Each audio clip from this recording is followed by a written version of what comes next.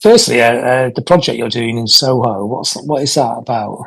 It's called Heart Full of Songs, and it's like a semi-acoustic show, and with three other musicians, and I'm doing songs that I wrote in the 60s, film songs, solo album stuff I did with Andrew Gold, real mixture of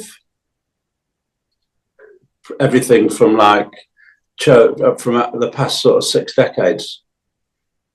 Yeah, when you do that and you put a set together like that, does it give you a sense of an overview of your career? It's quite varied, isn't it? Very varied, very varied. But it's, people say it's really so varied. Like, because I write with people like Beth Nielsen Chapman, who I'm going to be working with actually on this, Denmark Street thing.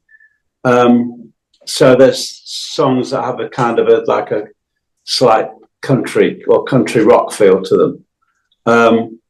But I suppose it reflects the fact that I've been influenced by lots of different sorts of music. And what was the project on Denmark Street? So, I mean, I've done these sort of things before, where you get a load of writers and put writers together for a few days and see what happens. And I found it really great. Really enjoy doing it. I like collaborating. Sometimes it works and sometimes it doesn't. But I've made some very good, it's not even necessarily the songs that you write on that at the particular time of that writer's week or those few days. It's as much the sort of relationships you make that carry on. And Beth Nielsen Chapman is a very good example of that, because I met her on one of these many, many years ago, and we've worked together quite a lot. And I worked with the late Kirsty MacColl as well through meeting her on one of these writing camps. I mean, for you, is collaboration the key, or is there no real formula to the songwriting? It could be the music, the ideas could come from anywhere in any kind of process. Yeah. It's a matter of chemistry, really. And most of the time, I'd say like 95% of the time when I'm writing with somebody, we'll come up with something, whether it's good or bad. That's, that who knows. But I very, very rarely have been in a writing situation where it's been absolutely dead. And it's nothing to do with any of the people. It's just that nothing's happening, or every idea is kind of, man, I don't like that, So you've got your own ideas as well. Yeah. Yeah, absolutely. Mm-hmm. Yeah. Mm-hmm.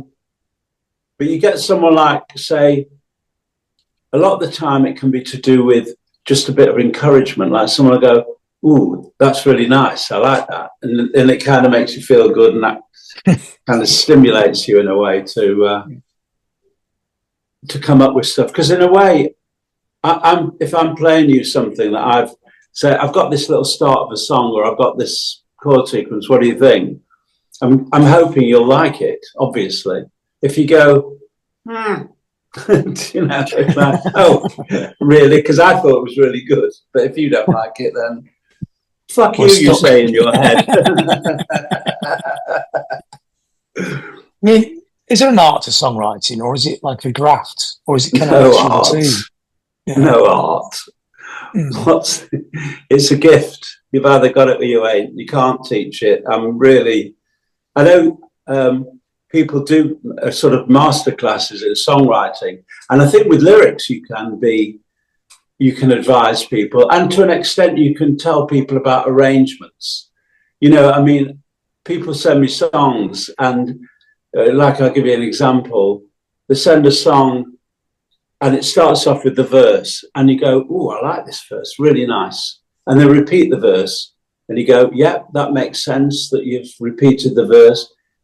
Then they repeat the verse again, and you're going, I really want to go away from this verse now. You should be going to something else. For some reason, that's what happens in modern Western music, That's not always the rule, because there are no rules, obviously. But so I'm now bored, because I don't want to hear this thing repeated. It's that sort of thing that someone who doesn't have a natural gift for writing will not realise that they're really boring me now. To be harsh, but there you are. So it's instinctive, isn't it? You go, I want it to go somewhere, or I want to say something else on this subject in a different way, and it requires different music to make me get that point across. I mean, we can talk about it for hours, but basically, it's a gift. And do the songs just come into your head? Is it all different ways? You mess around a guitar or a piano, all different walking things. Down the streets, somebody says something. I've heard past a building site and the radio's going, and all I'm hearing is the rhythm, and suddenly I'm going, ooh, I like that, and I've got a melody comes into my head just because I was walking near that building site. And other times you sort of wake up with ideas, or like I did a song with Brian May called Floating in Heaven about James Webb Space Telescope. And I had these lines and I didn't know what they meant. I'd written them before I wrote the song about the sun and the moon. And suddenly I went, bang, that's what it's for. It's that sort of thing happens. So it's like your subconscious is working away while you're, like it came to me like at 5 o'clock in the morning, like it's like while you're asleep, your songwriting self is busy sorting through all the bits in your head. So do you keep a phone maybe nowadays by the bed just to mumble into it? But every songwriter will tell you that the good stuff you remember. You don't need to record it. Yeah, that's why I always thought, being slightly younger, I always thought the people in the 60s, if they thought of a song, would have to remember it. Like now, you can just sing it into your phone. But even now, that works for me, and I've heard a lot of songwriters say the same thing. I'll put it down just as insurance, but really, if it's any good, it doesn't mean it's going to be a hit or anything. It just means it's good. It has quality about it. Then I'll remember it. I mean, you came from a background that encouraged songwriting. Your father was really important in the process. Yeah, very. Yeah, he helped me with lyrics, wrote lyrics, came up with song ideas. So I'm very lucky to have a sort of lyricist in the house. I mean, unusual at the time. I mean, a pop career wasn't really a career that parents wanted their offspring to have in the 60s. Both my parents encouraged me. I was fortunate in a lot of ways. I was encouraged by my parents. There was nothing at school I was interested in. I had music in my head all the time, and they recognised I had a gift and encouraged me. I mean, and also you became a songwriter, didn't you? Initially, I mean, I know you played in bands, but you seemed to be more of a songwriter than. Whereas most people, say teenagers at that time, it'd be about being in a band. So it's again, I was in not lots unusual. Of bands, and I would always be in a band. Whatever happened with my songwriting career, I'd be in a, like I know I'd be in a pub band today if I wasn't playing with 10cc or the Heart Song Show, definitely, because I love to play with other musicians. So for you, it was a bit of both. It was being in a band and being a songwriter. Yeah, I mean, for me, in my working life, the three main elements are writing songs, making records, recording, and playing live. That's it. And they're all, whichever one I'm doing is like the best thing I can do. Often you're doing them as like parallel careers, weren't you? You'd be doing the songwriting. Was it the Brill Building? Somewhere in New York. You'd be doing the songwriter there and also still playing in bands in Manchester as well, wouldn't you? Yeah. So it's it's not all in one project like most people. No. And one thing feeds the other in a way, because sometimes you can be doing like a sound check and start playing something, just like messing around, and then the other guys join in and suddenly going, oh, this is really nice, this riff is great, or this, and kind of remember it. Because it was like an instant reaction to it. Yeah, there's something about, it's all the things you like and things you don't like, I mean, I've got from the last 10cc tour, there's a riff I've got that I'm still waiting for it to find its home, but it will find a home eventually. Was it frustrating initially that the songs you're writing would be bigger hits for the bands. I mean, it's not that frustrating because at least it's a hit. But, Not frustrating at all. No, yeah. I'm sticking For Your Love, which is a classic of the decade. Yeah, because I was a massive Yardbirds fan, massive Hollies fan. So the fact that they're recording songs that I've written was amazing. Not a problem for me. So how did that process work in those days? Was it with the management, or would you just know the bands? Because you were the warm-up band on Top of the Pops, so would you get to know? Yeah, the we were. bands, Yeah, when the Yardbirds were playing For Your Love, which was pretty bizarre. How would you get the songs to these bands? I mean, obviously the Hollies, you know them from Manchester Circuit. Well, my manager at the time managed Herman's Hermits, so that was easy. I mean, the Yardbirds, it was through a publisher that knew that they wanted to have a hit record, because they were like rhythm and blues band, basically. I think mine was, I Feel Your Love was the first sort of non-rhythm and blues, like legitimate rhythm and blues song that ever recorded. I mean, would they consult with you on the process? I mean, I'm sure they didn't. Not at all. The first time you heard it, would that be when it was on Top of the Pops? Or? Oh yeah, no. I was sent an acetate. Okay, in the olden days. Yeah. No files. No, nothing like that. And that was the first time I heard it. Yeah, amazing. What was it like? I mean, I live in Manchester now, so I'm kind of intrigued what the '60s Manchester was like at the time to be fabulous. It was great because we had all the clubs like the Oasis, the Young Frau, Three Coins, loads of places. So loads of bands coming in every week. You had Oxford Road, which had all the music shops, which me and my mates used to go down there every Saturday afternoon, just walk up and down, and there'd be somebody showing off, playing guitar, and that never goes away. Yeah, no, that would go away. Was there a sense of community with the bands, or were they all operating in different spaces? I think so, yes, because a lot of us used to play at the same venues. A couple of the bands I was in, we played more like the cabaret circuit. Like we used to play at the Levenshire Working Men's Club, the Leven, the Dev, I think there was a pair of them. The Embassy, Bernard Manning's place, we used to play there a lot. We knew Bernard quite well. And that was our kind of, we were amateur, we were never professional in those days. But it was a very good training ground. I suppose with the Mindbenders, is that the closest you got to actually becoming a hit band yourself? Yeah, well, I joined the Mindbenders. At that time. Yeah. I was with them for about 6 months before it all went pear-shaped. I think it didn't go pear-shaped, it kind of disintegrated. But of course, that consolidated the relationship between me and Eric. And I knew Kevin and Lol from a place called the Jewish Lads Brigade, which was up in North Manchester, where I was in bands, Kevin and Lol were in bands, and we used to rehearse at the club. They used to let us use the rooms there to rehearse. So that was a really important place for us as well.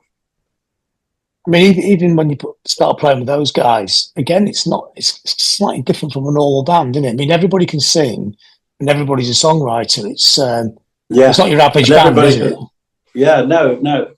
It was very much it worked brilliantly, obviously, because there was a good chemistry between us, and there were different musical influences at play that came together and worked really well together. And there were common influences as well.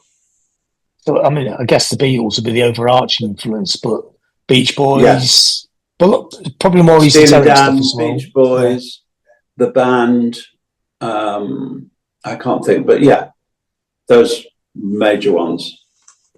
Was it the band?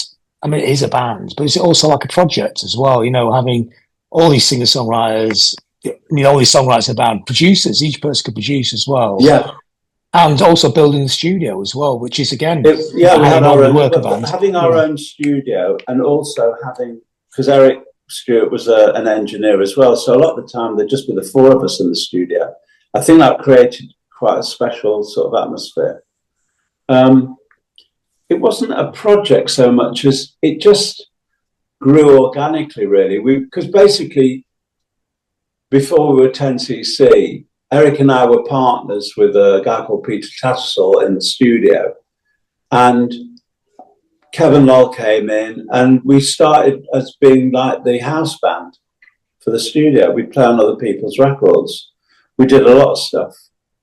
And we really enjoyed it. And it was really varied. I mean, we were doing stuff that I don't want to think about. But it was good for the studio. And it also sort of brought us together more as well.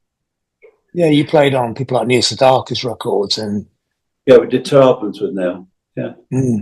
That's a really interesting experience because he's, I mean, old school classic songwriter. So it must be a learning curve.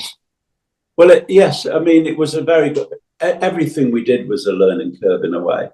But with him in particular, I mean, he would record like we'd have like the rhythm section of me, Lowell, and Kevin, and Eric would be in the control room. And Neil would play piano and do the lead vocal at the same time. Try that today, kids. And would you have to play along, or would you have to like track it up? Or no, he played along. It was great. So it, you know, if it didn't, he was so well prepared. It was really professional. Yeah, I joined Hot Legs when they did a tour with the Moody Blues. Okay, that's another element that brought the four of us together. But you had to make it into a live unit. Yeah. So we played live before we were 10cc. But even as we were working in the studio on other people's stuff, we would write stuff and just record it for our own pleasure, really, until we'd recorded Donna, which became our first hit, which was going to be a B-side. But when we were recording it, we knew it was something. It was better than what the A-side was going to be. Was there ever any pressure or inkling to give that away to somebody else as a song that you've written? So this is going to be your thing. Yeah. No one else could do what we were doing, or they wouldn't have wanted to. It was so niche in a way, like Donna. You know, Rubber Bullets, maybe someone would have covered, but I've never heard a cover of that, I have to say. I can imagine a few bands that could do it. You know, there are a few covers of songs but they're more sort of pop accessible, like I'm Not in Love or The Things We Do for Love, Dreadlock Holiday, there are covers of. But things like the Dean and I, no one's going to do that. Yeah, it's very idiosyncratic, isn't it? Have a go at that. Yeah. I mean, a lot of the stuff that you did was very much in vocal harmonies, isn't it? I mean, obviously, I'm Not in Love is famous for that. But right from the start, right from Donna, the vocal harmonies are quite incredible. And that was a key part of the song. We loved singing together. And we were, you know, there was a lovely sound that we made. It worked very well. Yeah, because you go all the way, you got really low voices and really high voices already there. Me and Kevin had low voices. Lowell had a superb head voice. In fact, we did when Rubber Bullets was out, we did a TV in Germany, and they said, "Oh, we've got you a separate dressing room for the girl." It's great. No girls in the band. And where did the idea come from to make this into a band? You know, it just happened organically. You know, we started writing songs, and then we thought. I think it was during the time that we were working with Neil. We said, "Do you know what? We're missing the most obvious thing here. That we should do something seriously and write some songs and do something ourselves." I mean, with all those influences and all those different songwriters, how did you work out what you actually were? You know, how? I mean, obviously, it's pop rock. Yeah, it was very cooperative, actually. Whoever wrote the song, we never rejected anybody's songs. Whatever combination of people wrote it. It was like, if you think it's good enough, okay, we'll do it. But I do have the right to change things or make suggestions that I think could make it better. And so we kind of adopted the song as our own, whoever wrote it. And that was a very healthy way to do things. Do you think you were like the politest band ever? I wouldn't say that, but I think we had a very good work ethic. Let's put it that way. We were very kind of honest with each other. And I think the thing was, we wanted to do what was best for the band or what served the song. A principle I still hold by, you know. The song should dictate what the production is. In that period, you know, I mean, these are like art rock records, really. I mean, they're great pop records, but they're quite quirky. I mean, I always think of you somewhere like Sparks, British Sparks or something, and Sparks, you can't get a more British band than Sparks, even though they're American. Yeah, but people don't never seem to say that. You seem to have sort of disappeared off the radar. I think we sort of defy being put in any sort of box. You know, when people say, well, what sort of music is it? I say it's 10cc music. Why? You know, we're not a rhythm and blues band. We're not a rock band. We're not a yacht rock. You know, or any of those stupid titles. You know. Yeah, because you can. I mean, Rubber Bullets. You can. It's a great rock and roll tune. Then all the way to I'm Not in Love. With a bit of Beach Boys. Yeah, quite a bit. You can hear it all the way through. Yeah. And then I'm Not in Love in 1975, which I remember at the time was looked on as this is the pinnacle of pop music. It can't go any further than this. It's that's what people used to say. Was that a curse in a way? We knew we'd done something great, but not. There was no. No one thought it would be a hit or anything. No one mentioned that between us. We just knew it was something special. I mean, when you were creating that, there's a hell of a process, wasn't it? I mean, was it 48 tracks of backing vocals? I can't remember the exact stat, but people used to talk about it. Was a lot, yeah. And it took some time. But it was what was great about it is compared to today, you know, you'd say, well, I want to put this sort of big, massive choir on, and you get some sort of sampler or some synth or something, and you could do it like immediately. But with the principle that, or the method that we used, required us to do it a note at a time, and you know, just make these loops of each note. So we heard it grow rather than hearing it all at the same time, like it's a finished thing. So that was really exciting. I mean, was it a case like, you know, the Beatles in the 60s with like 20 foot of 2-inch tape around the studio with pencils, you know, wiggling it round? We did all those kind of things. Yes, we did. Yeah. And consciously trying to consciously trying to create new sounds, but with very primitive means. Yeah, because if you wanted a new sound or tried to create something, say, we're going to put a piano on this. We don't want a piano sound, but we want to use the piano. So you'd find different ways of miking it, maybe, or putting stuff on the strings, just to create something else. So it was experimental. So some experiments, you know, went well and others failed. But it was fun just to be able to do it. So the actual sound and the texture of the song is as important as the melody. Every element of the record is important, and everything should complement each other. And this is all done in Stockport as well, which is another quite remarkable thing. And it's only finally that Stockport has got to be quite a trendy place, but back in the 70s, it was a bit of an afterthought. I know. Well, up to that point, there wasn't really a proper studio in the north of England. You had to go to London. But Eric and Peter Tattersall had started off a studio called Intercity Studios, and then moved. And then asked me to become a partner in it because I thought it was a brilliant idea to have a proper studio. And it really was a massive thing we wouldn't have existed without it. But I think it's benefited a lot of bands and musicians from around the north of England. Oh yeah, it's a legendary studio now. Yeah. the stuff that's come out there, and the people. Yeah. And to this day, I find it hard to imagine Joey Ramone walk around in Stockport. Yeah. It's great. It's great. There's a plaque there now at the building that the studio housed.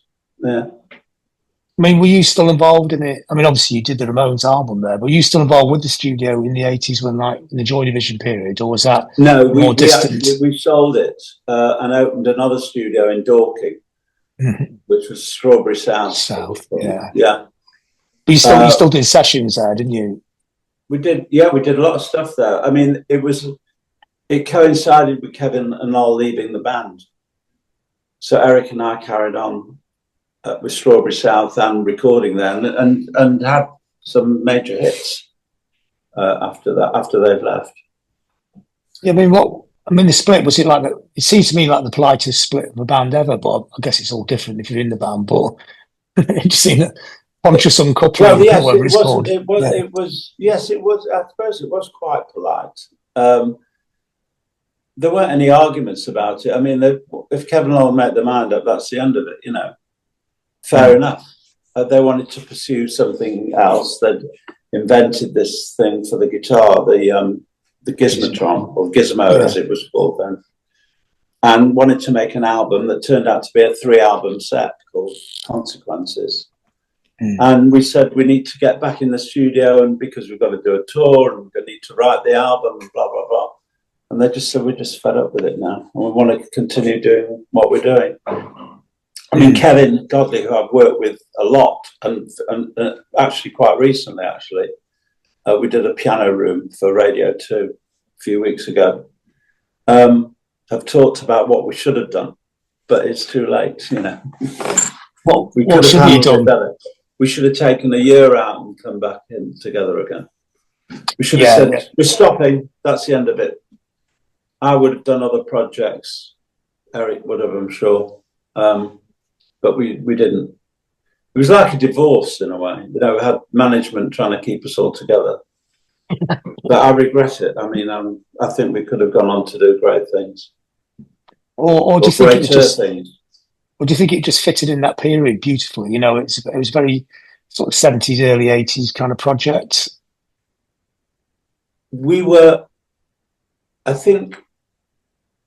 I just think we would have evolved, but we would have evolved. It would have needed the 4 of us to work together to make that happen. So, I mean, what it's interesting because you can see the two halves, can't you? Because you and Erica played back in the 60s and Mindbenders, and you seem to be more classic songwriters in a way, and and the other two seem more experimental, quirky. But between us, because as I said, we would take ownership of the song and therefore I might rein in some of the excesses, or vice versa, or Kevin would say, it's too ordinary. It surprised me, or something like that. And you'd want to do that. So we bring different things out in each other. And that was one of the beauties of it. So what was it like when you worked with the Ramones then? I mean, it's an interesting choice, but I think it's a great album. It really works. Thank you. Well, the first thing that happened was I said, "Why me?" I didn't get it at all. I think it was, first of all, they said, "Well, we write songs like you." So I thought, well, bloody hell, Bus Stop is nothing like, the KKK took my baby away. But I think it was more to do with the British invasion. They liked the Yardbirds. They liked all that stuff, and I think they wanted a bit of that. And to work with, they were great. I mean, they were punctual. We had a good time in the studio together. I know Johnny hated the record after we'd made it, but I kind of enjoyed it. It's a lovely thing to have on your CV. Yes, and I did an album with Gilbert O'Sullivan about a year after. So what was that? Gilbert O'Sullivan and the Ramones is quite a jump, isn't it? But I like working with both of them because it was music. It's all right. Okay, so the Ramones is in its really basic, simplest form in a way. Very simple songs and basic tracks and nothing sort of musically inventive, but there was a sort of energy about it. And I really like working with them. He had a great voice as well, I think, Joey. Yeah, really a unique voice. And he was lovely, I must say, and very conscientious. Quite a lot of the time, he'd say, Graham, he used to do this with his hair. Can we do that again? Yeah. And in that period, do you think you were made more sense to move more into production, or? No, I did do a band, and I got really frustrated because one of the guys was never happy, and I thought, well, fuck this, I don't need to do this in my life. And I really rolled back from it. But the person I like to produce now is me. I find I'm really cooperative. I like every idea I come up with. And does it change? I mean, I guess now, when in a later career, it's a sense of being a curator of your career as well, isn't there? Yeah, I guess so. Yeah, I'm just happy to be able to do the three things that I said. I make my solo albums, which I really enjoy doing, and I've worked with some great people. I'm very fortunate that I've, like even the team of people that I'm working with on the road, whether it's 10cc or Heart Full of Songs, and it's like a big sort of extended family of people that I work with, and they're all very fine musicians, but they're all good people as well, and that is really important to me. And do you still speak to obviously speak to Kevin because you still work with them? Are you Kevin still a lot. Kevin is the only one I'm in regular contact with. We've done lots of stuff over the years. In fact, we did the piano room together a few weeks ago for Radio 2, and I've just put out a track from my new album, I Have Notes, which is Kevin did a video for it. So song called Play Me. Yeah. I mean, that's what he basically did in the 80s, wasn't it? Like groundbreaking videos. Yeah. Yeah, no, he's fantastic. Yeah. A very talented boy. And it's lovely to work with him, and it's always a pleasure. We always have a good chemistry together. Do you still follow, say, more modern pop culture? I mean, not that you have to really, but I do to an extent. Like occasionally I'll look at the Spotify top 20 or 40, whatever it is, and go through it and listen to it. And there's always something I like. Not a lot, but something. Yeah. But a lot of it, I can't take it as soon as I hear the over auto-tuned voice, and that there's a certain style of thing that I can't take. But there's still good stuff. Yeah, the melody's timeless, isn't it? So it's just the way it's presented, I guess, that changes, isn't it? Yeah. But I think Spotify's made it like, let's have the chorus at the beginning, rather than, if artistically you might want to keep people waiting to hear a chorus or build up to it. But now it's like, let's hit them right away. Wasn't that the 60s? I mean, the Beatles often went straight into the chorus, didn't they? Yes. I wouldn't compare the Beatles to anybody that's in the top 40 now. Yeah, because they are. Yeah, there's nothing wrong with it, but it's like not every track sort of thing. I'm not sure that every track does, but that's what it feels like. It's made to, rather than you doing any work or having a bit of patience or listening to this, would you mind? You might not like it first time. Give it 3 listens and then make your mind up. That's never going to happen today. Not now, no. People's attention spans aren't going to tolerate that. I mean, are you ever called in as somebody's got a decade of experience? Yeah, as somebody who writes been writing melodies for 40, 50 years. No. But I'll tell you what, actually, going back to what this Denmark Street, this writers camp that I'm doing I can't remember, it's like in a week or so. I have asked, I'll definitely be working with Beth Nielsen Chapman again, but I've asked Trudy, I want to work with some new young writers, see how that works out. Because basically we're all, whether doesn't matter how many decades older I am, we're still looking for a good tune. It's timeless melody. Yeah. And a great lyric, and you know, that's something that fits together and makes something great. So we'll see how that goes. Brilliant. Well, that's a good place to end. So thanks for that, Graham. Thanks.